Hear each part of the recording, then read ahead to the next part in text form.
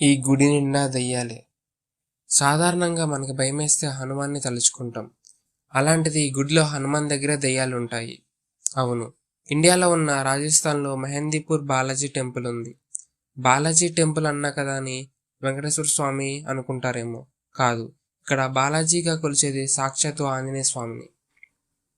ఈ గుడిలో అడుగుపెట్టిన వెంటనే వింత వింత శబ్దాలు, అరుపులు, ఆర్తనాదాలు వినిపిస్తాయంట. అందరి సమక్షంలోనే ఇక్కడ దెయ్యాలను విడిపిస్తారంట. మీరు ఎటు చూసినా ఎంతోమంది దెయ్యాలు పట్టిన వాళ్ళు మీకు అక్కడ కనిపిస్తారు. బాలాజీ దేవుడికి పూజ చేసే సమయంలో చదివే మంత్రాలకి సడన్గా దెయ్యాలు పట్టిన వాళ్ళు అరవడం, ఏడవడం లాంటివి చేస్తారంట. ఇవన్నీ చూడటానికి ఎంతో భయంకరంగా ఉంటాయి. ఈ గుడికి సంబంధించిన మరిన్ని వివరాలు పార్ట్ 2లో తెలుసుకుందాం. ఈ వీడియో నచ్చితే లైక్ చేయండి, షేర్ చేయండి. పార్ట్ 2 మిస్ అవ్వకుండా ఉండాలంటే వెంటనే మా ఛానల్ని సబ్స్క్రైబ్ చేయండి. Thank you.